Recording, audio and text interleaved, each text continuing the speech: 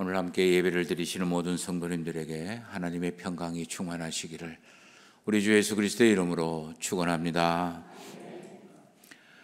25년도 시작한 지가 어제 같은데 벌써 한 달이 지나갑니다. 그동안 믿음의 길, 믿음의 자리를 지켜주신 우리 성도님들에게 하나님의 축복이 임하기를 소망합니다. 세상은 참 우울하고 분노가 자꾸 발생하고 이제는 비루한 인생이 참 많구나 슬퍼집니다. 그러나 이번 설 명절 기간에 우리 스스로가 우리를 함께 치유하고 또 소생시키는, 회복시키는 슬기로움이 필요할 것 같습니다. 우리 지난주까지 일을 한 달 동안 세 가지를 묵상을 했습니다. 하나는 하나님께서 우리에게 복을 주시기를 원하신다라는 거예요. 그거를 우리는 은총이라고, 은혜라고 표현을 합니다. 우리는 이 세상에서 하나님의 복으로, 하나님이 주시는 그 복으로만 살아갈 수가 있고, 저와 여러분들이 세상에 살아갈 수 있는 것은 하나님만이 주실 수 있다. 이것을 믿는 것, 이거를 우리는 믿음이라고 표현을 합니다. 이런 하나님의 복을 우리가 세상 일상에서 입고 누리며 살아가기 위해서는 우리가 하나님이 말씀하시는 방법대로 살아야 된다. 이것을 우리는 거룩함이라고 표현을 합니다. 이렇게 하나님이 주신 방법, 그것을 우리 삶의 자세, 태도로 살아가고 있는 사람들을 우리는 믿음의 사람들이라고 표현을 합니다. 그래서 성스러운 하늘의 길을 걸어간다고 성도라고 이야기를 합니다. 이렇게 살아가는 사람을, 이런 자세, 방법으로, 태도로 살아가는 사람들을 우리는 성도, 즉 저와 여러분들이라고 이야기를 합니다. 이 믿음의 길을 걸어가는데 날마다 새로운 거예요. 어느 누구도 저의 믿음의 길을 걸어가는 사람 없고요. 또 대신 걸어줄 사람도 없습니다. 우리 성도님들도 마찬가지예요. 남편이 대신 믿음의 길을 걸어가 줄 수도 있는 것도 아니고, 아내가, 부모가, 자식이 대신 걸어가 줄 수 있고, 목사가 대신 걸어갈 수가 없는 거예요. 모두가 자기 자신의 믿음의 길을 걸어가야 돼요. 그런데 그 길을 걸어갈 때 우리가 어렴풋이라도 믿음의 길에는 이러한 것들이 생길 거예요. 이러한 것이 생길 때는 이렇게 해결하고 넘어가세요 라고 하는 그런 지침들이 있다면, 가이드가 있다면 우리는 믿음의 길을 새롭게 시작해서 걸어가지만 쉽게 걸어갈 수가 있고 흔들리지 않고 걸어갈 수가 있을 거예요. 어떻게 하면 이 믿음의 길, 특별히 올 한 해 이 믿음의 길을 잘 걸어내 이길 수가 있을까? 오늘 말씀은 바로 이 질문에 대한 하나님의 대답이라고 할 수가 있습니다. 오늘 말씀을 통해서 우리 함께 올 1년 믿음의 길을 다시 시작해서 걸어갈 수 있고 잘 걸어가 승리할 수 있게 되기를 소망해 봅니다. 먼저 저와 여러분들이 제일 먼저 가장 중요한 거 하나 알아야 되고, 그리고 깨달아야 되는 것이 있습니다. 믿음의 길을 걸어가는 사람에게도 풍랑이 있다라는 사실이에요.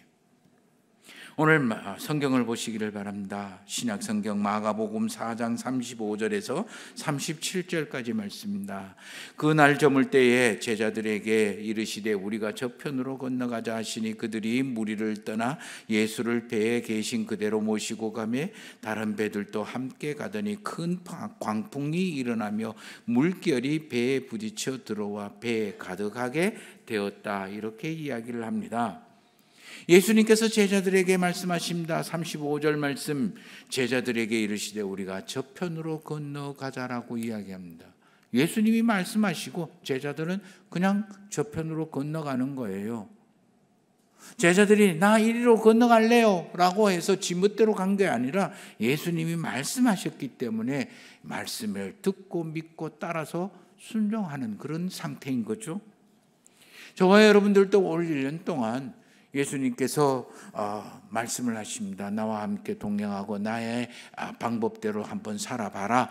그걸 듣고 믿고 그렇게 살려고 애쓰는 저와 여러분들입니다. 예수님도 함께 가십니다. 우리 36절 말씀을 보세요. 그들이 무리를 떠나 예수를 배에 계신 그대로 모시고, 예수를 배에 계신 그대로 모시고, 예수님과 제자들이 따로 떨어져 있는 것도 아니에요. 함께 배를 타고 건너가는 거예요. 저와 여러분들도 아침 저녁으로 때론 내가 언제 어디서나 예수 그리스도의 이름을 부르고 예수 그리스도의 말씀을 듣고 예수 그리스도의 가르침 따라 살려고 노력하고 애씁니다. 때로는 잊어버릴 때도 있고 때로는 무시할 때도 있겠지만 어쨌든 간에 저와 여러분들은 말씀을 듣고 믿고 그대로 따르려고 애쓰고 노력하는 그런 생활을 하고 있습니다. 이 자체가 바로 예수 그리스도는 우리와 함께, 또 우리가 예수 그리스도와 함께 있으려고 노력하고 애쓰는 함께 있음을 드러내는 말입니다. 그럼에도 불구하고 37절 말씀을 보세요. 큰 광풍이 일어나며 물결이 배에 부딪혀 들어와 배에 가득하게 됐다라고 이야기합니다. 예수님의 말씀대로 듣고 믿고 따라하고 예수님도 함께 배에 타고 건너편으로 가는 제자들의 큰 풍랑이 찾아옵니다. 그냥 파도가 좀 높구나 정도가 아닙니다. 파도가 넘어서 배를 가득 채울 정도입니다. 제자들 중에는 평생 동안 갈릴리 바다에서 이 풍랑을 다루거나 또는 그 풍랑에서 배를 운전하고 배를 운행하는 것을 전문적으로 했던, 누구에게 뒤지도 않는 어부 출신들이 있어요. 그럼에도 불구하고 이 사람들이 얼마나 큰 풍랑이고 파도인지 38절 말씀에 보면 죽게 될 지경이다, 침몰하기 일보 직전이다라고 이야기를 하고 있는 거예요. 예수님과 말씀을 듣고 예수님과 함께 길을 걸어가고 인생길을 살아가고 올 한 해를 보내는데 큰 풍랑이 생기는 거예요. 좀 이해가 안 되는 것 같죠. 바로 여기에 저와 여러분들의 믿음의 핵심이 들어있고 신앙의 신비가 들어있는 거예요.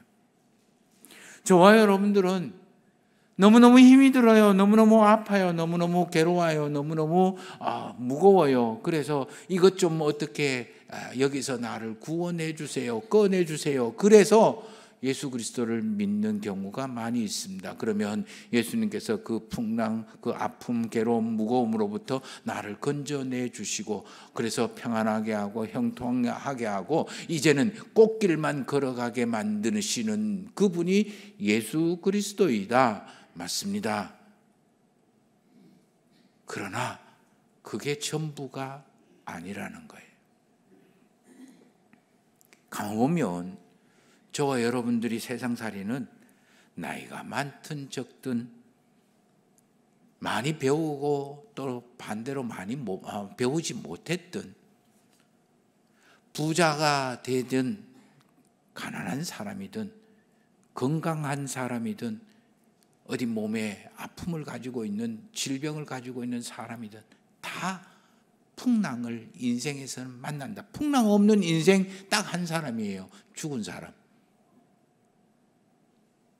이 세상에 문제 없고 이 세상에 아픔 없고 이 세상에 갈등 없고 이 세상에 낙심이 없는, 풍랑이 없는 인생 하나도 없다. 어린아이는 어린아이 나름대로, 그리고 연세 드신 분은 연세 드신 분 나름대로, 젊은 사람은 젊은 사람 나름대로 네가 뭘 그렇게 걱정하냐라고 이야기할 수 있고 그 말에 나 걱정 없어라고 대답할 수 있는 사람 한 사람도 없대. 다 아프고 다 힘들고 예수 믿는다고 이런 게 없어집니까? 그것은 아니다. 올 1년 저와 여러분들이 믿음의 길을 걸어가고 예수 그리스도 하나님의 은혜를 잊기 위해서 예수님의 명령을 따라 예수님과 함께 믿음의 길을 걸어갈 겁니다. 그러나 때로는 저와 여러분들이 올 1년 동안 이 세상에서 육신의 고달픔과 아픔과 버거움이라는 풍랑이 저와 여러분들을 덮칠 거예요. 곧 죽을 것만 같는 힘겨움이 우리를 삼킬 수도 있을 거예요.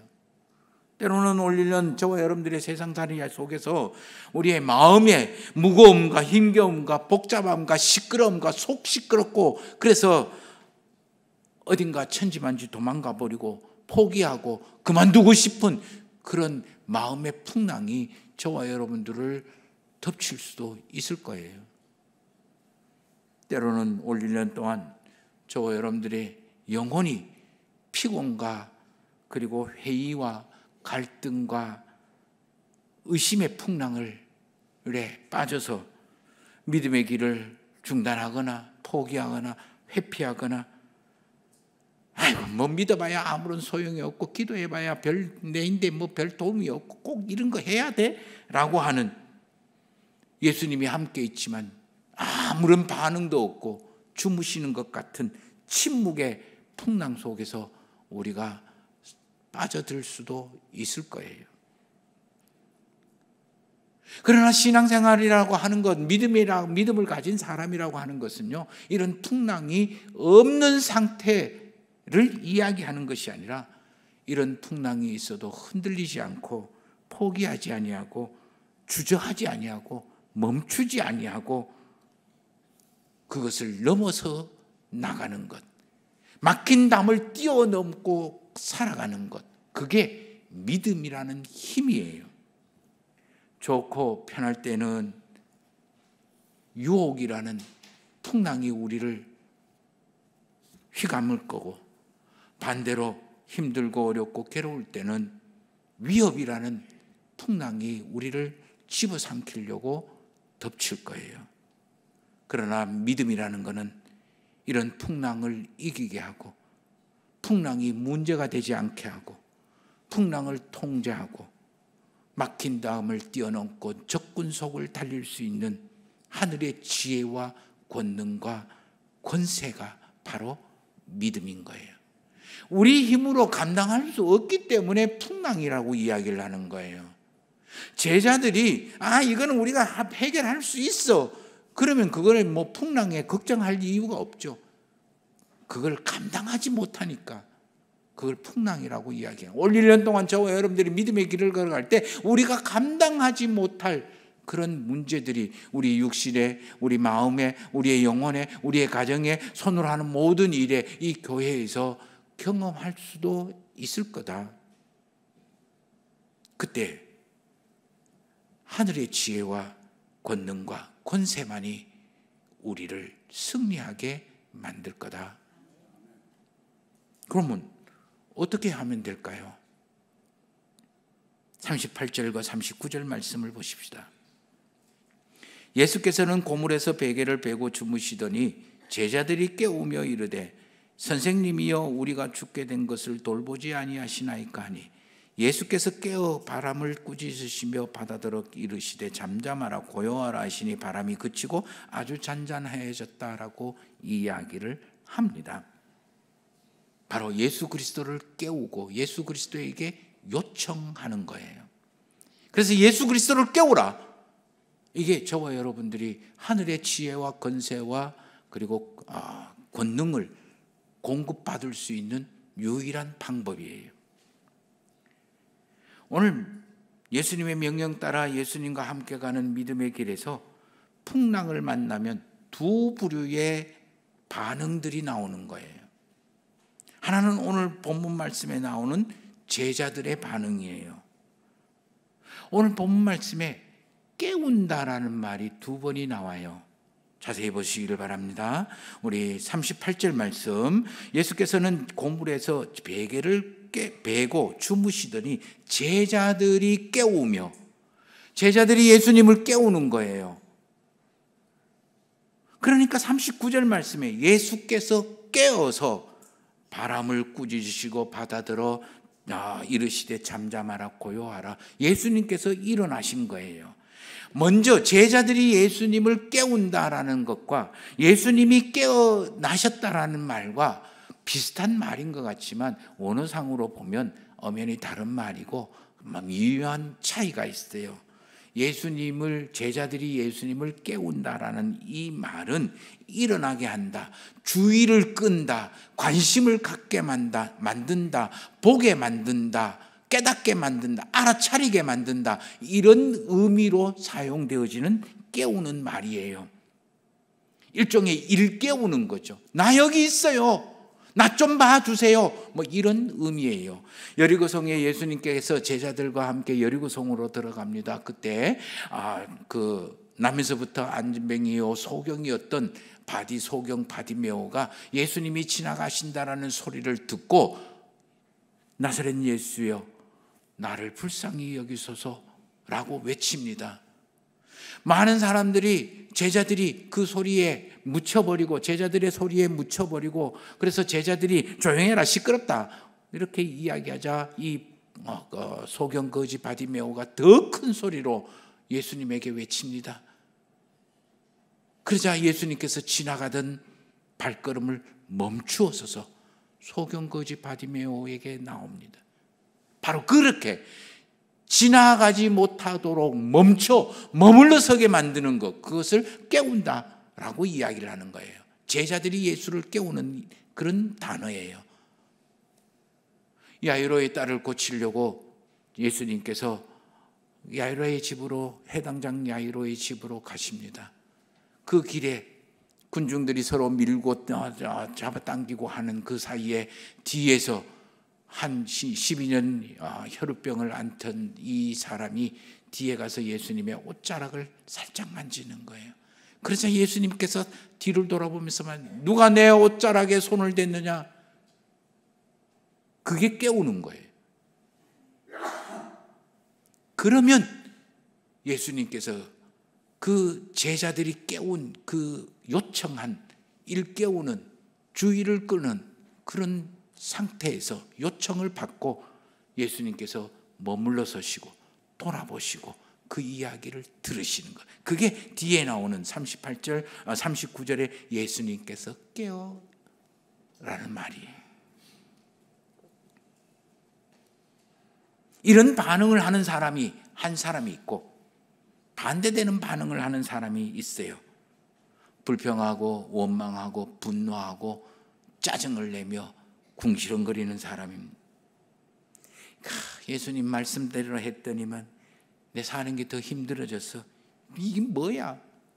믿어도 소용 별로 없는 것 같아. 예수님이 함께 하신다고 하면서 젠작 아무런 지침도 내려주고 아무런 도움도 안 주고 잠만 쿨쿨 자고 앉았네. 이게 뭐야? 예수님이 우리의 구원자라고 이야기하고 나와 동행한다라고 이야기하는데 나는 예수 그리스도의 말씀을 듣고 따라가려고 애쓰고 노력했는데 마음은 더 괴롭고 아프고 짜증이 나고 그래서 화가 나. 이쯤 되면 예수님의 말씀이고 뭐고 예수님이 함께 계심이 뭐고 눈앞에서 사라져버려요. 마음에서 지워지기 시작해요. 내 마음이 흔들리기 시작해요. 갈등하기도 하고 의심하기도 하고 회의가 생기기도 합니다. 그러므로 우리에게 풍랑이 있을 때 어떻게 반응하고 대응하는가가 중요하게 이게 신앙의 가름자예요. 믿음이 있는지 없는지를 분별할 수 있는 스스로의 평가 기준이 되는 거예요. 믿음 있는 사람들은 예수 그리스도를 깨우는 거예요. 예수 그리스도의 지혜와 권능과 권세로 이 풍랑을 이기려고 시도를 하는 거죠. 그러나 믿음이 없는 사람은 불평하고 원망하고 분노하면서 그 책임과 그 모든 것들을 예수님에게 다른 사람에게 떠넘겨 버리는 거예요. 하나님의 명령을 따라서 하나님의 말씀을 듣고 믿고 하나님과 함께 출애굽을 한 애굽 이스라엘 백성들에게도 홍해라는 풍랑을 만납니다. 목마름이라는 풍랑을 만납니다. 배고픔이라는 풍랑을 만납니다. 추위와 더위라는 풍랑을 만나게 됩니다. 그때마다 두 부류가 나타나는 거예요. 하나는 하나님을 믿고 하나님께 요청하며 하나님을 일깨우고 하나님의 역사로 홍해 바다를 땅처럼 건너고 반석에서 물이 솟아나 목마름의 풍랑을 해결하고 만나와 매출하기로 배고픔의 풍랑을 해결하고 구름과 기둥과 불기둥으로 그 추위와 더위를 해결하는. 그래서 이스라엘 백성들은 하나님을 깨우고 하나님을 깨우는 이스라엘의 소리를 듣고 하나님이 일어나셔서 역사하시고 그리고 풍랑을 잠재우는 그런 사람이 있는가 반면에 그때마다 풍랑이 있을 때마다 모세에게 분노하고 하나님께 불평하고 하나님을 원망하고 이러려고 우리를 데리고 왔냐 따지고 분노하는 사람들이 있었어요. 근데 신기하게도요, 출애굽기를 보면요, 모세가 처음 하나님의 말씀을 듣고 이스라엘 백성들이 애굽으로 다시 되돌아와서 이스라엘 백성들에게 하나님이 우리에게 이렇게 해주신다, 젖과 꿀이 흐르는 땅으로 가자 하라. 그때 웃기는 소리 하지 마라, 되지도 않는 소리 하지 마, 말 같은 소리도 하지 말라 그러면서 불평하고 원망하고 거부했던 사람이요, 끝까지 불평하고 원망하고 홍해 앞에서도 짜증내고 불평하고 니 때문에 우리 다 죽게 생겼다, 물에 빠져 죽을 데가 없어서 물에 빠져 죽이냐. 때로는 그걸 건넜어요. 하나님의 역사를 보고도 목마른 광야에 들어가고 우리를 목말라 타게 태워 죽이려고 그러냐, 배고프자 우리를 배고픈데 내버려둬서 굶겨 죽이려고 그러느냐. 맨날 풍랑만 날 때마다 하나님께 원망하고 모세에게 분노하고 저주하기도 하고 불평하기도 하고. 그런데요, 처음부터 끝까지 그 사람이라는, 이 말은 무슨 말일까요? 습관이라는, 삶에 대한 태도와 자세라는 거예요. 저는 이것을 부정적인 거라고 이야기를 하고 싶어요. 사람은 원래요, 어느 누구나 교회에서 또는 성경에서 보는 그런 사람에 대한 관점은요, 이기적이고 완악하다라는 거예요. 선한 구석이 없다라는 거예요. 원래 그렇게 생긴 대로 살아간다면 이 사람은 늘 언제 어디서든지, 어린애일 때는 80이 다 돼가 연세가 들었든 좋은 상황이든 나쁜 상황이든 늘 불평하고 원망하고 짜증내고 분노하면서 살아갈 수밖에 없어요. 그래서 이렇게 살아가지 말라고 하나님께서 끊임없이 가르치고 하나님의 방법대로 가르치고 하나님의 방법대로 훈련시키는 것, 그게 바로 믿음이에요. 신앙생활이에요. 네 본성대로 살아가지 말고 하나님이 주시는 하나님의 지혜와 하나님의 능력과 하나님의 권세를 힘으로 살아가라고 하나님이 끊임없이 훈련을 시키고 가르치고 하는데 안 배우는 거야. 훈련이 안 된 사람이에요. 그러니 처음부터 끝까지 훈련이 안 됐으니 늘 불평하고 원망하고 지 본성대로 살아가는 거예요.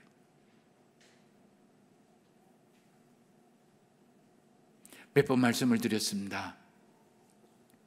세상 사람들은 어떻게 생각하는지 그거는 알 바가 아니지만 적어도 믿음의 사람은요, 그 인생의 파트너가 누구요? 하나님이네. 풍랑을 일으키는 남편도 아니고, 풍랑을 일으키는 아내도 아니고, 풍랑을 일으키는 자식도 아니고, 풍랑을 일으키는 부모도 아니고, 다른 옆에 있는 성도는 더더욱 아니고, 내 삶의 파트너는, 내가 믿음의 길을 걸어간다면 내 삶의 파트너는 누구요? 하나님입니다. 하나님하고 해결하라. 내 인생의 풍랑을. 왜 사람하고 싸우고 내 옆에 있는 사람하고 싸우냐? 하나님하고 씨름해야 되는 거예요. 올 1년 저와 여러분들이 믿음의 길을 가고 순종과 헌신의 길을 걸어간다고 해서 우리에게 풍랑을 일으키고 우리의 마음을 무겁게 만들고 그리고 어렵게 만들고 힘들게 만드는 거 없을 거다 여기지 마십시오. 있다. 우리는 꽃길만 걸어가는 사람들이 아니다. 이럴 때 저와 여러분들은 예수 그리스도의 이름으로 예수 하나님을 깨우고 하나님의 지혜와 권능과 권세로 이 풍랑을 이기게 해달라고 요청해야 한다. 그걸 뭐라고 이야기할까요? 기도라고 이야기하는 거예요. 그러므로 이제는 세상을 풍랑을 무서워하지 말고 하나님을 두려워하십시오. 오늘 말씀 보세요. 40절과 41절 말씀입니다. 이에 제자들에게 이르시되 어찌하여 이렇게 무서워하느냐? 너희가 어찌 믿음이 없느냐 하시니 그들이 심히 두려워하여 서로 말하되 그가 누구기에 바람과 바다도 순종하였는가 하더라. 보신 분 계십니까? 두려워한다라는 말이 두 가지 표현으로 나옵니다. 하나는 제자들에게 이르시되 어찌하여 이렇게 무서워하느냐? 너희가 어찌 믿음이 없느냐? 무서워한다라는 두려움이라는 표현이 있죠. 그 다음에 41절 그들이 누구예요? 제자들이 심히 두려워하여, 누구를 두려워합니까? 예수 그리스도를 두려워하는 거예요. 그가 누구기에 바람과 바다도 잔잔해지고 순종하는가?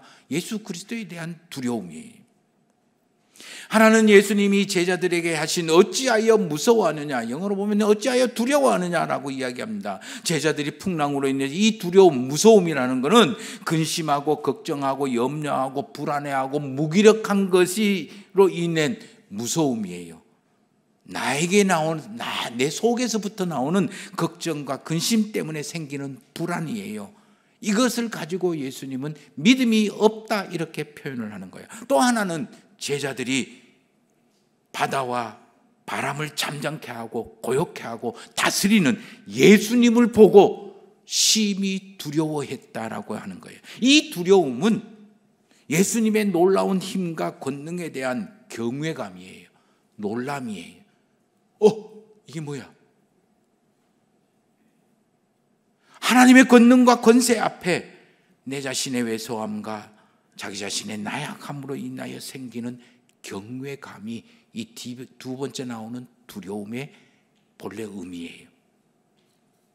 제자들에게 필요한 것은 바로 이겁니다. 풍랑에 대한 무서움이 아니라 살아계시군 전능하신 하나님을 두려워하는 것. 풍랑으로 인하여 생기는 근심과 걱정과 불안함의 무서움이 아니라 제자들을 구원하시는 감히 상상할 수도 없고 깨달을 수도 없는 놀라운 예수 그리스도의 권능과 권세에 대한 경외감, 그게 두려움이에요. 세상이 요구하는 게 없다고, 모자란다고, 세상이 나를 흔들고 무겁고 한다고 살아가는 것이 무서운 것이 아니라 하나님이 주신 크고 놀라운 역사하심의 경외감을 가지고 살아가는 것, 이게 제자에게 필요한 모습이에요. 저와 여러분들에게 세상은 참 많은 것들을 요구를 합니다. 그런데 그 세상이 요구하는 것들을 저와 여러분들이 다 채우고 다 도달하고 다 갖추고 살아가기에는 우리가 너무 부족하고 너무 모자라고 그리고 너무 연약하죠. 아무리 생각해도 세상이 요구하는 것을 다 채울 수가 없으니 그거 어떻게 하면 채울 수 있을까 걱정도 되고 근심이 되고 염려가 됩니다. 그래서 사는 게 무서워질 때가 있어요. 그때 저는 부정적인 두려움이라고 표현을 하고 싶습니다. 부정적인 두려움은 내 속에서 나오는 무서움이에요. 이거는 우리를 불평하게 만들고 우리를 불안하게 만들고 하나님을 의심하게 만들고 불신하게 만드는 믿음을 좀먹는 좀벌레와 같은 거예요. 그래서 예수님은 이것을 가지고 뭐라고요? 믿음이 없다라고 표현을 하는 거예요. 그래서 예수님은 너희 목숨을 위하여 무엇을 먹을까, 무엇을 마실까, 몸을 위하여 무엇을 입을까 염려하지 말라, 걱정하지 말라, 불안해하지 말라. 네가 걱정하고 염려하고 불안한다고 해서 네 키가 한 자나 더 커질 줄 아느냐? 그렇지 못한다. 공중의 새들을 봐라, 들의 백합화를 봐라. 그들은 걱정하지도 안 하고 염려하지도 안 하고 그리고 근심하지도 않고 무서워하지도 않는데 하나님께서 그들을 얼마나 아름답게 얼마나 먹여 살리느냐. 그들보다 너희들이 훨씬 더 하나님에게 소중하거든. 그들을 먹여 살리는 것처럼 하나님이 너희들도 먹여 살릴 거야. 그러니 이런 것 찾으며 이런 것 매달리며 이런 것에 무서워하는 이방인처럼 살지 말고 너희는 먼저 그의 나라와 그의 의를 구하면서 살아라. 그러면 이 모든 것들을 다 하나님이 더하여 주실 것이다. 바로 우리에게 필요한 것은 바로 이거예요.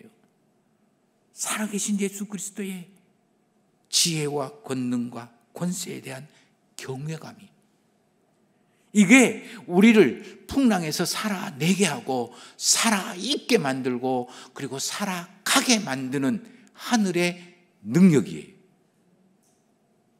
이거를 긍정적인 두려움이라고 표현을 하고 싶어요. 경외감. 세상을 무서워하지 말고 하나님을 두려워하십시오.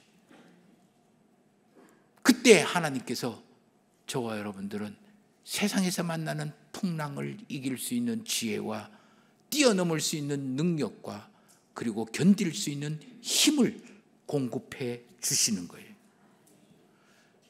하나님의 지혜와 권능과 권세가 저와 여러분들이 풍랑이 문제가 없어지고 고요하게 되어지는 거예요. 우리는 이걸 경험해야 돼요. 신앙은 이거를 경험하는 거예요. 아까 장로님이 기도하실 때 인격적으로 만난다라는 건 바로 하나님의 역사하심을 경험한다라는 이 만남. 머리로만 예수 믿는 게 아니에요. 말로 예수 믿는 게 아니고요. 우리 앞에 있는 이 풍랑을 잠재우고 고요하게 하시는 전능하신 하나님의 역사를 경험하는 것, 맛보아 아는 것. 그래서 오늘 구약의 말씀 시편 20편에서도 이렇게 이야기합니다. 환난 날에 풍랑에 만날 때에 여호와께서 내게 응답하시고 야곱의 하나님의 이름이 너를 높이 들으시며 너를 도와주고 너를 붙드시며 너를 기억하시고 하나님이 이름으로 우리의 깃발을 세우고 여호와께서 내 모든 기도를 이루어 주신다. 그렇기 때문에 어떤 사람은 믿지 않는 사람은 병거를 의지하고 믿지 않는 사람은 말을 의지하지만 믿는 저와 여러분들은 여호와 하나님의 이름을 자랑하면서 산다. 우리에게는 이 노래가 필요한 거예요. 이 노래를 불러야 되는 거예요. 다시 처음입니다. 처음으로 돌아가십시다. 하나님은 우리에게 복을 주시기를 원하십니다. 믿으십니까? 하나님만이 우리가 이 땅에 살아가게 하는 복을 주실 수가 있으십니다. 믿으십니까? 그래서 저와 여러분들은 올 한 해 함께 믿음의 길을 걸어가는, 거룩함의 길을 걸어가는 그런 성도들인 거예요. 풍랑을 만날 거예요. 각자 다르지만 크기와 세기도 다르고 그리고 종류도 다르겠지만 그러나 우리 주 예수 그리스도를 깨우십시다. 하나님의 이름을 부르십시다. 그때마다 하나님의 지혜와 권능과 권세가 저와 여러분들의 풍랑을 잠잠하게 하고 고요하게 만들어 주실 겁니다. 세상을 무서워하지 말고 하나님을 두려워하는 그런 믿음의 길을 걸어가시는 우리 성도님들이 되시기를 예수 그리스도의 이름으로 축원합니다.